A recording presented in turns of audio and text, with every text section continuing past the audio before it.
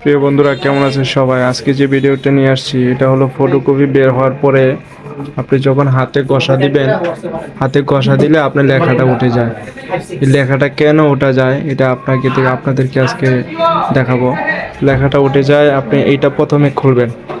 এটা খুলে এটা যখন আপনি আউট করবেন, করার পরে দেখবেন যে আপনার একটা লক নিচের দিকে নামানো আছে। এই যে এরকম একটা লক নিচের দিকে নামানো থাকলে, এই একটা লক যদি নিচের দিকে নামানো থাকে তাইলে আপনার লেখা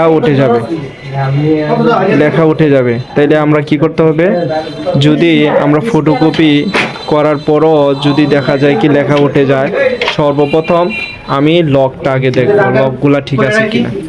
যদি লকগুলা ঠিকঠাক থাকে তাইলে লকগুলো উপরের দিকে তুলে দিব।